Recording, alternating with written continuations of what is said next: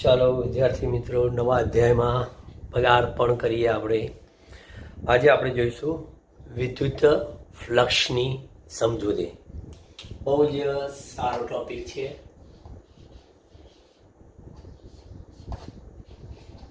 વિદ્યુત ફ્લક્સ, ઇંગ્લિશમાં એને કહેવાય ઇલેક્ટ્રિક ફ્લક્સ. નોટેશન એનું આપણે શું આપીએ છીએ? ફાઈ વડે દર્શાવે છે. સૌથી પહેલા આપણે સમજીએ કે આ ફ્લક્સની વિચારધારા શા માટે આ ફ્લક્સ સમજવું જરૂરી છે. આ ફ્લક્સ શું છે, ફ્લક્સ કઈ રાશિ છે, એનો એકમ શું છે, બરાબર જોઈએ આપણે એક પછી. સૌથી પહેલા કે વિદ્યુત ફ્લક્સ જે છે એ વિદ્યુત ફ્લક્સની વિચારધારા એ આપણને ક્યાં લઈ જાય છે કે વિદ્યુત ક્ષેત્રના પ્રાપ્તિ સ્થાન તરફ દોરી જાય છે. ફ્લક્સની વિચારધારા આપણને વિદ્યુત ક્ષેત્રના પ્રાપ્તિ સ્થાન તરફ દોરી જાય છે. સૌથી પહેલા હું તમને ફ્લક્સની વ્યાખ્યા આપું. સમજો કે કોઈ પણ એવા પૃષ્ઠ, બરાબર, એટલે કે પેલો જે ક્ષેત્રફળ ધરાવતું કે છે એ પૃષ્ઠ, કોઈ પણ પૃષ્ઠમાંથી લંબ રૂપે પસાર થતી ક્ષેત્રરેખાઓની સંખ્યાને કોની સાથે તો કે છે તે પૃષ્ઠ સાથે સંકળાયેલું શું કહેવાય છે? વિદ્યુત ફ્લક્સ કહેવાય. હવે તમને કહું એક વસ્તુ કે કોઈ પણ પૃષ્ઠમાંથી લંબરૂપે પસાર થતી ક્ષેત્રરેખા અહીંયા વિદ્યુત ક્ષેત્રરેખા છે એટલે વિદ્યુત ફ્લક્સ છે. જો ચુંબકીય ક્ષેત્રરેખા હોય તો આ શું નામ પડશે? ચુંબકીય ફ્લક્સ. બરાબર. ચાલો બીજું કે આ સંખ્યા છે એટલે વિદ્યુત ફ્લક્સ એ કઈ રાશિ છે તો કે અદિશ રાશિ છે. વિદ્યુત flux is a scalar quantity, અદિશ ભૌતિક રાશિ. બરાબર. એકમની હમણાં હું વાત નથી કરતો કે આપણે સમજૂતી મેળવીએ કે આ લંબરૂપે પસાર થતી ક્ષેત્રરેખાઓની સંખ્યા કેવી રીતે લઈશું આપણે. તો આપણી પાસે કોઈ એક યાદચ્છિક આકારનું આવું એક વાહક પૃષ્ઠ લીધું. બરાબર. હવે આ જે વાહક પૃષ્ઠ છે, બરાબર, એમાં મારી પાસે આ ક્ષેત્ર રેખાઓ બધી આ રીતના પસાર થાય છે. વાહક પૃષ્ઠમાંથી આ રીતના આ બધી ક્ષેત્ર રેખાઓ છે. આ બધી ક્ષેત્ર રેખાઓ, બરાબર. હવે આને લંબરૂપે પસાર થતું ફ્લક્સ શોધવું છે તો મેં શું કર્યું ખબર છે? આ જે વાહક છે ને એમાં એક આવો નાનકડો પૃષ્ઠખંડ વિચાર્યો મેં. પૃષ્ઠખંડ આ મેં વિચાર્યો પૃષ્ઠખંડ, અને જે પૃષ્ઠખંડ છે એનું ક્ષેત્રફળ કેટલું લઈ લઉં છું? ડેલ્ટા એસ જેટલું. ડેલ્ટા એસ ક્ષેત્રફળ. હવે તમને ખબર છે કે ક્ષેત્રફળ એ સદિશ રાશિ, તો આ ક્ષેત્રફળ સદિશ છે એ આ પૃષ્ઠખંડને કેવું હોય? લંબ. એટલે એ છે ડેલ્ટા એસ સદિશ. પણ આ ડેલ્ટા એસ સદિશ એટલે બીજું કાંઈ જ નહીં, આ ડેલ્ટા એસ અને એની ઇન્ટુ એન કેરેટ. અને આ બિંદુ આગળ વિદ્યુત ક્ષેત્ર કયું તો કે સદિશ ઈ. સદિશ ઈ. તો આ જે તમે પૃષ્ઠખંડ છે, બરાબર, એનો ક્ષેત્રફળ સદિશ ડેલ્ટા એસ આ બાજુ છે અને વિદ્યુત ક્ષેત્ર ક્યાં છે? આ બાજુ. ટૂંકમાં બંને વચ્ચે ખૂણો કેટલો છે? ધારો કે થીટા જેટલો. હવે લંબરૂપે પસાર કરવું હોય, બરાબર, કોને? ક્ષેત્ર રેખાઓને. તો ક્ષેત્ર રેખાને લંબરૂપે પસાર થવું હોય તો શું લેવો પડે? આ બાજુ ઘટક, બરાબર, એ બાજુ ઘટક લેવું પડે. એટલે હું અહીંયા આગળ વ્યાખ્યા અનુસાર જો કહેવા જાઉં તો આ તમે પસંદ કરેલ એવા પૃષ્ઠખંડ સાથે સંકળાયેલ એવું કયું ફ્લક્સ? આપણું વિદ્યુતીય ફ્લક્સ, જેને તમે શું કહેશો? Delta phi. કારણ કે આપણે નાનકડા પૃષ્ઠખંડ સાથે સંકળાયેલ ફ્લક્સ સૂક્ષ્મ લઈએ તો ડેલ્ટા ફાઈ બરાબર આ જે ઈ છે એનો આ દિશામાંનો ઘટક એટલે ક્ષેત્ર રેખાઓને લંબરૂપે પસાર કરીએ ને તમે લખવાના મોડ ઈ નો કયો ઘટક? મોડ ઈ કોસ થીટા. અને આ જે ક્ષેત્રફળ છે એનું માન કેટલું? તો કે ડેલ્ટા એસ સદીશ, બરાબર. તો આનો અર્થ એવો થયો કે ડેલ્ટા ફાઈ બરાબર શું થાય? તો કે ઈ ડોટ ડેલ્ટા એસ સદીશ. એટલે કે ઈ ડોટ ડેલ્ટા એસ એક એવું અદિશ વિધેય થયું કે જે અદિશ વિધેય એ તમારા પસંદ કરેલા એવા સૂક્ષ્મ પૃષ્ઠખંડમાંથી લંબરૂપે પસાર થતી ક્ષેત્ર રેખાઓની સંખ્યા છે, બરાબર. એટલે આ તમને ઈ ડોટ ડેલ્ટા એસ મળ્યું. કારણ કે મારે લંબરૂપે પસાર કરવો હોય તો આ બાજુ ઘટક લેવો પડે, બરાબર. તો આ તો માત્ર ખંડનું થયું, બરાબર. તો અહીંયા આગળ કહીએ કે સમગ્ર પૃષ્ઠ સાથે સંકળાયેલ એવું શું જોઈએ તમારે? કુલ વિદ્યુતીય ફ્લક્સ. તો આપણે કહીશું એક ફાઈ બરાબર સિગ્મા ઓફ ડેલ્ટા ફાઈ. અહીંયા લખું આઈ. તમામ આપણે નાના મોટા ખંડો લઈ લઈએ અને from I equal to 1 to n લઈ લઈએ, બરાબર. એટલે લખી શકાય કે ફાઈ બરાબર ઇન્ટિગ્રેશન ઓફ અહીંયા આગળ દરેક બિંદુ આગળ જો વિદ્યુત ક્ષેત્રમાં થોડો ઘણો ફેરફાર હોય તો ઈઆઈ લઈએ, નહીતર પછી ઈ ડોટ ડેલ્ટા એસ લખીએ અને અહીંયા લખી નાખું સમગ્ર પૃષ્ઠ. એટલે એ પણ થઈ ગયું. 1 to n લેવાની જરૂર નહીં, સમગ્ર પૃષ્ઠ, બરાબર. હવે કોઈ પૂછે કે આ પસંદ કરેલ ડેલ્ટા એસ ટેન્સ ટુ 0 લેવામાં આવે તો 0 લેવામાં આવે તો ઉપરનો સરવાળો જો આપણે લિમિટ લઈએ શેનું? તો કે ઈ ડોટ ડેલ્ટા એસ બરાબર સમગ્ર પૃષ્ઠ પરનું અને અહીંયા આગળ ડેલ્ટા એસ ટેન્સ ટુ 0 લઈએ તો આ સરવાળો શેમાં પરિણમે છે? સંકલનમાં. અને સંકલનમાં એટલે ઈ ડોટ ડીએસ સદીશ.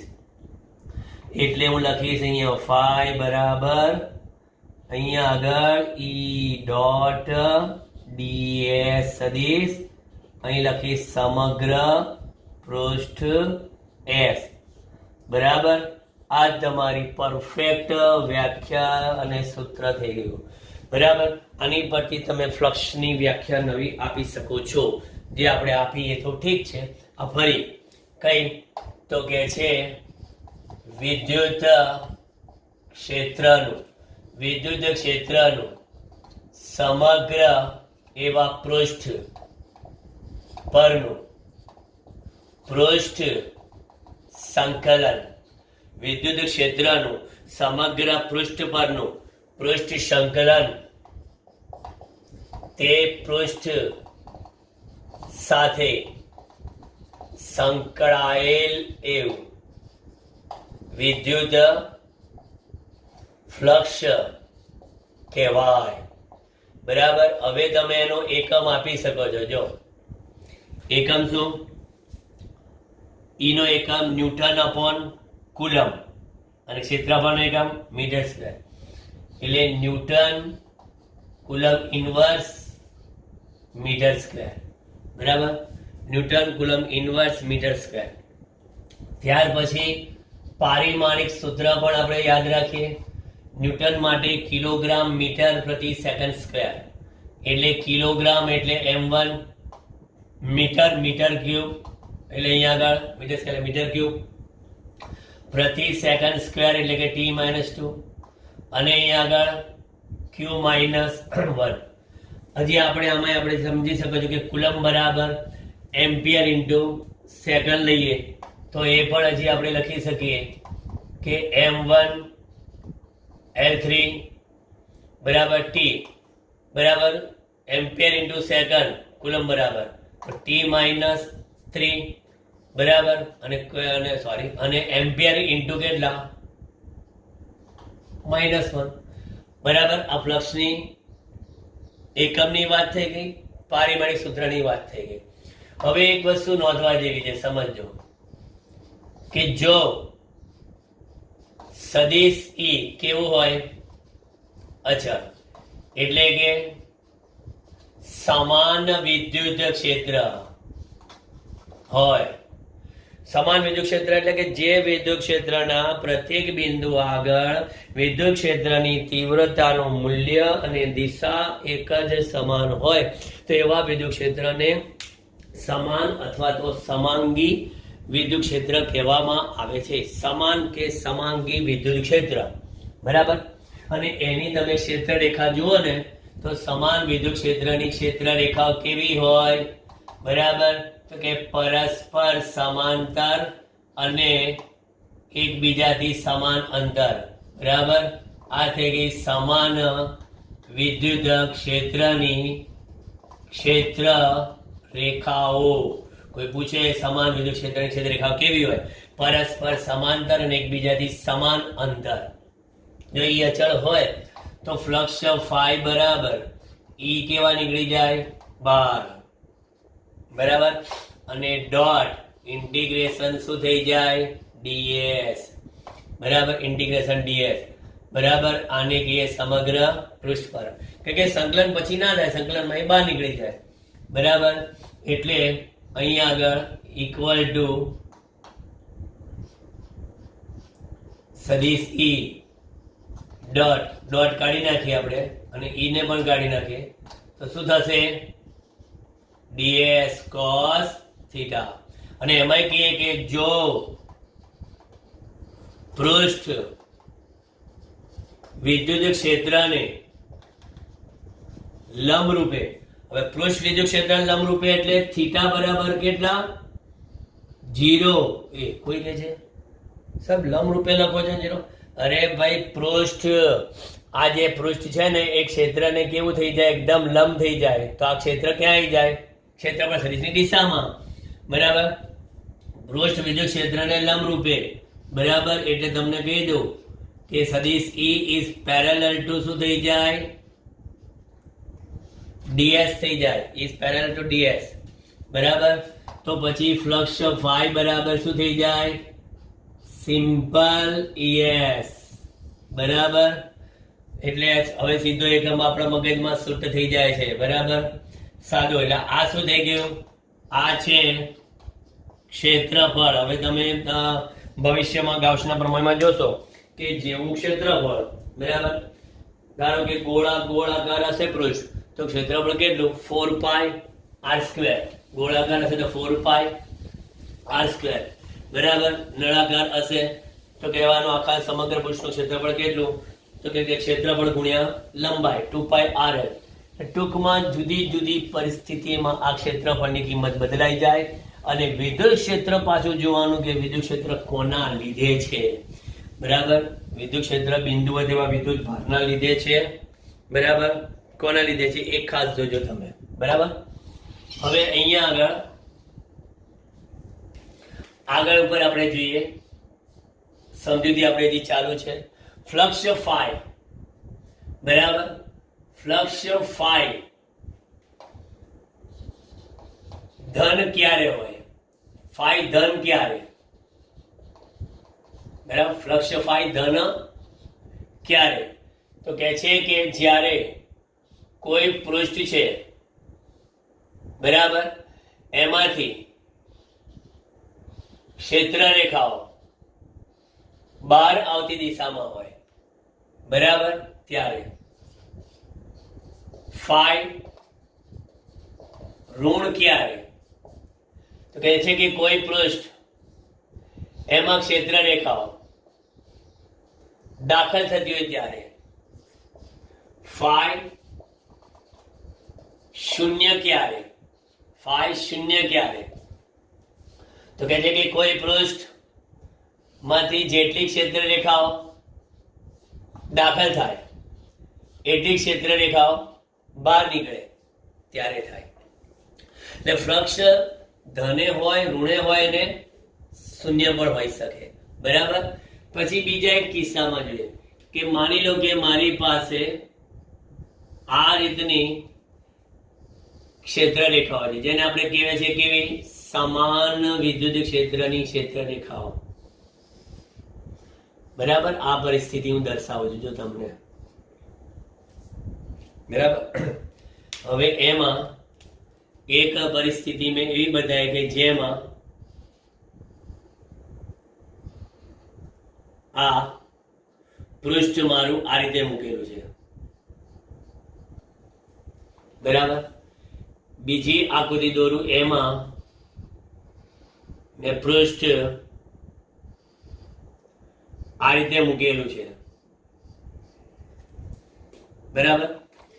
અને ત્રીજી આકૃતિ મેં દોરી એમાં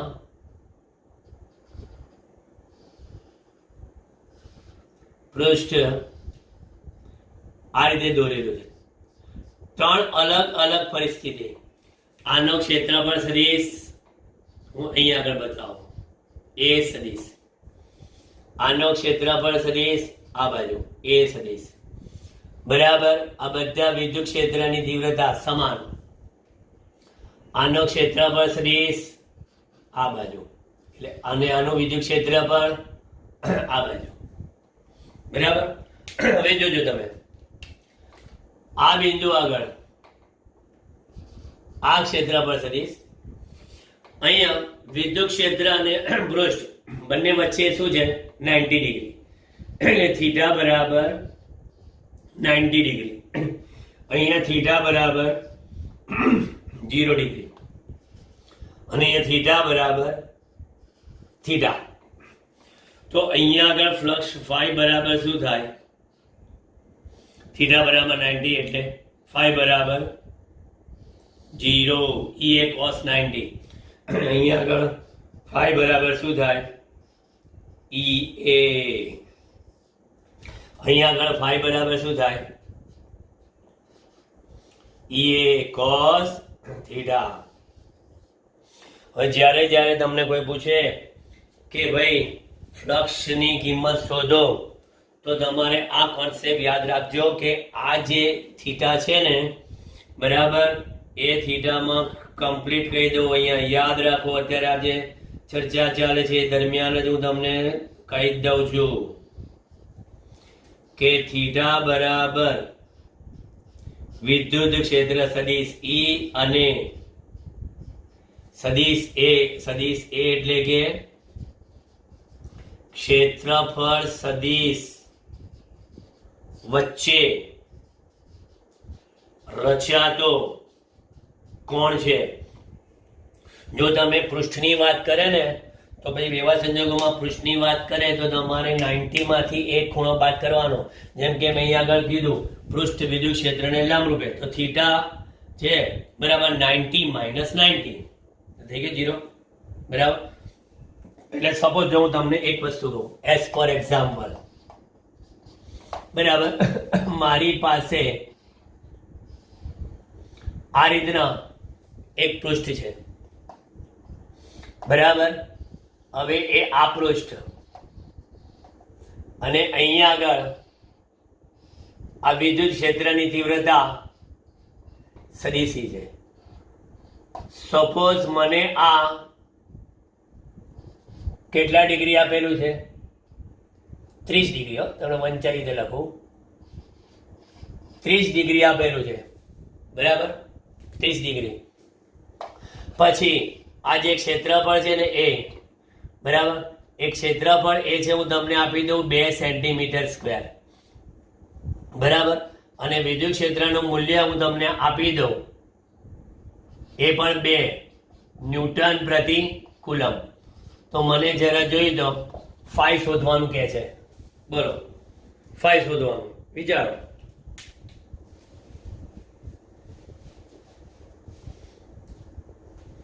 ફાઈ શોધવાનું વિચારો.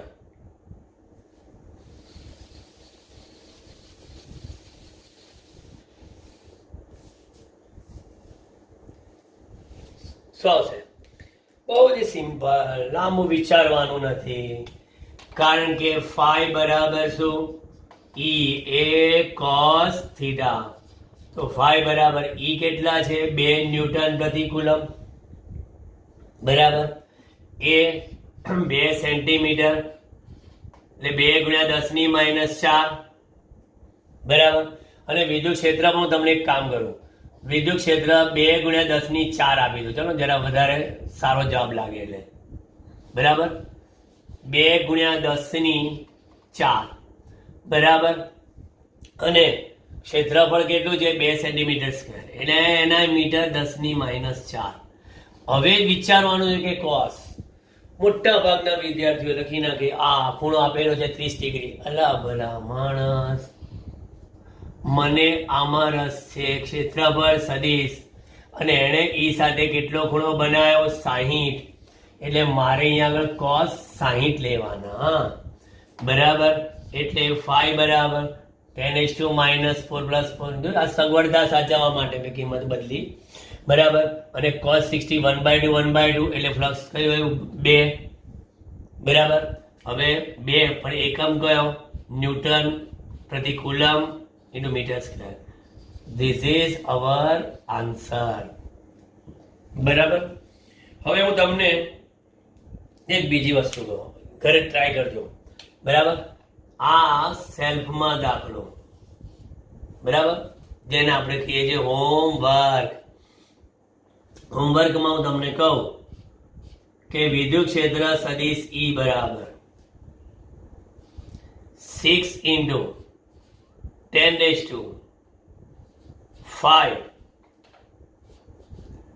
કી કેરેટ ન્યૂટન પ્રતિ કુલમ છે. 6 into 10⁵ કી કેરેટ ન્યૂટન પ્રતિ કુલમ છે.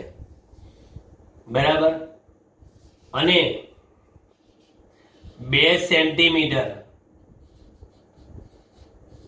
બાજુ ધરાવતા એક ચોરસ સમતલ, એક ચોરસ સમતલ XY સમતલમાં મૂકેલ. ચોરસ સમતલ એટલે કે પૃષ્ઠ XY સમતલમાં મૂકેલ છે. બરાબર. XY સમતલમાં મૂકેલ છે. આ પૃષ્ઠ XY સમતલમાં મૂકેલ છે. એક ચોરસ પૃષ્ઠ XY સમતલ મૂકેલ છે. તો આ ચોરસ પૃષ્ઠ સાથે સંકળાયેલ વિદ્યુત ફ્લક્સ શોધો. બરાબર. આવો ટાઈપનો બોર્ડમાં પૂછાઈ ગયો. બરાબર. આમાં તમને ખાલી એક હિન્ટ આપી શકું, જે હિન્ટ એટલે ઓલરેડી 11મા ધોરણમાં ભણી ગયા છો, આમ તો મારે ના આપવાની હોય, પણ આપણે હિન્ટ એ છે કે I.I બરાબર J.J બરાબર K.K બરાબર 1 અને I.J બરાબર J.K બરાબર K.I બરાબર 0. એટલા માટે કે આપણે અહીંયા ડોટ પ્રોડક્ટનો ઉપયોગ છે, એટલા માટે મેં આ તમને એક હિન્ટ આપી. બરાબર. આ હિન્ટ પ્રમાણે તમે આખો દાખલો ગણવાની કોશિશ કરજો. Okay, done, very good.